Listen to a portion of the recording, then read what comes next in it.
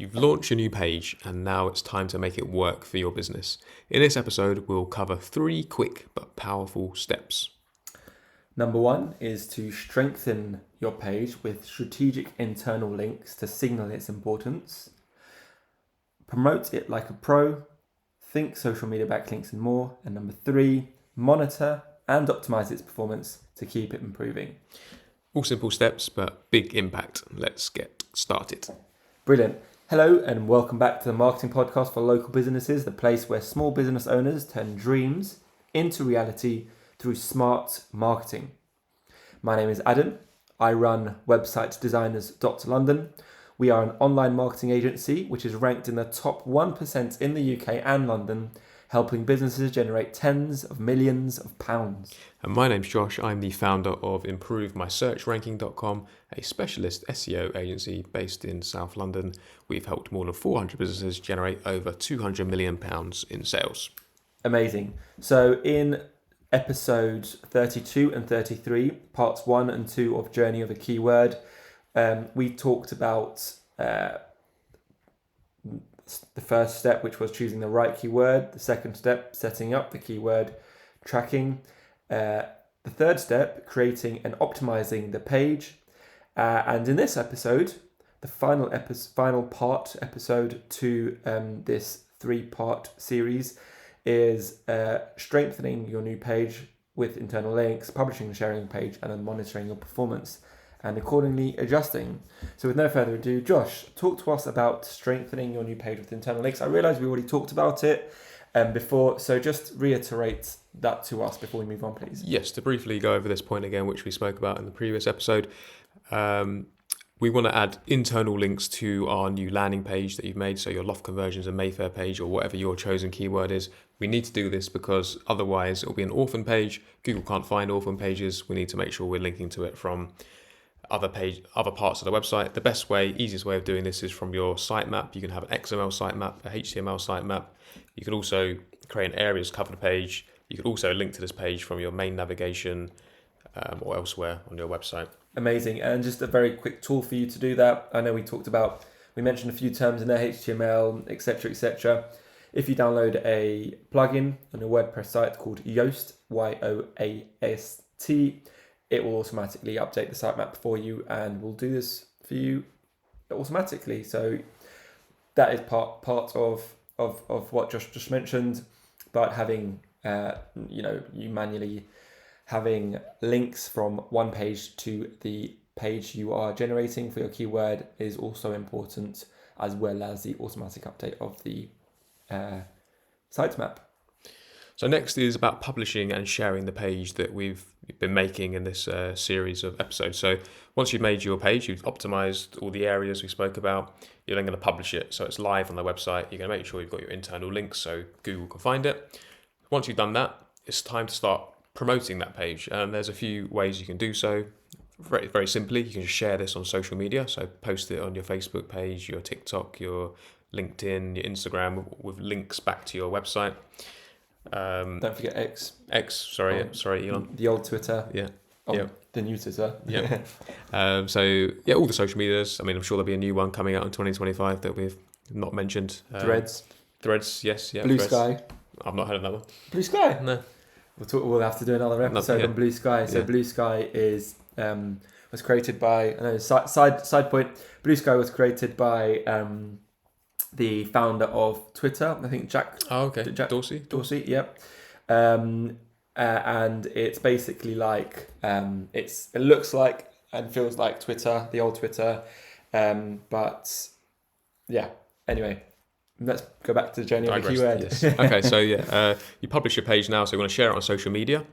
You may want to consider adding some budget to do some advertising, paid advertising for this page. This could help the page get indexed faster and help Google. If you have Google Analytics installed on your website, you can then see the engagement levels on the page quickly. So rather than publishing your page, waiting a long time to get decent traffic to that page, if you publish it on social media, add some ad spend behind it, you can get a lot of traffic, see how it's going to do from an engagement point of view. And finally, and this probably is an episode on its own, maybe we can go into more detail at a later stage, but getting backlinks to your page. So we spoke about internal links from your website to this page and external links from your page to other websites, but ideally we want as many external websites of decent quality to link back to your page that you just made. So if you could convince the BBC to link to your new Loft Conversions and Mayfair page, that's going to be really beneficial for your SEO. There's lots of different types of backlinks: editorials, guest blogs, press releases, advertorials, citations, directories, and more, but we can speak about those maybe in a later episode. I actually love backlinks, one of my favourite topics, so absolutely we'll do an episode on that. And if you manage to get a backlink from the BBC, you'll need to come and be a guest on this podcast.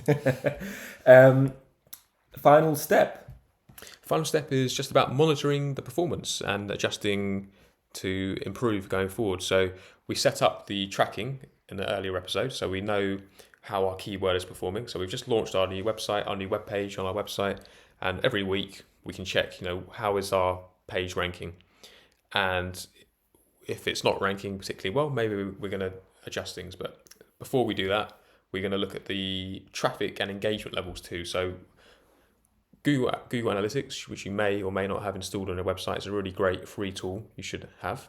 And what that tool does is it shows you how many visitors you're getting, where they're coming from, how they got to your website, how long they're staying on the website, what pages they're leaving from, are they converting, and much, much more. So what we want to do is check that new page we made for Loft Conversions in Mayfair. How much time are people spending on that page? How many visitors have we had in total? And tracking that too.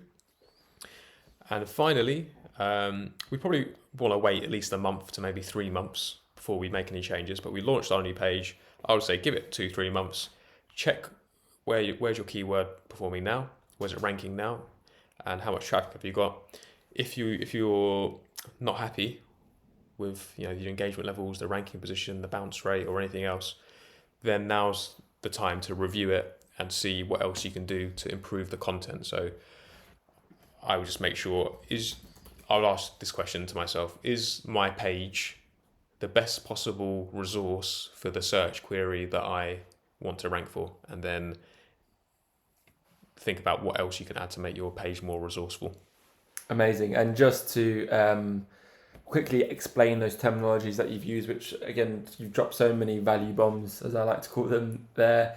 Engagement is all about how often, how much a user interacts with your webpage.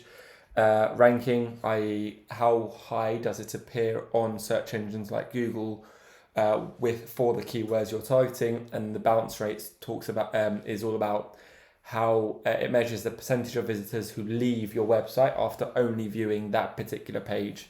So how well does it link in with your entire website? But that is amazing.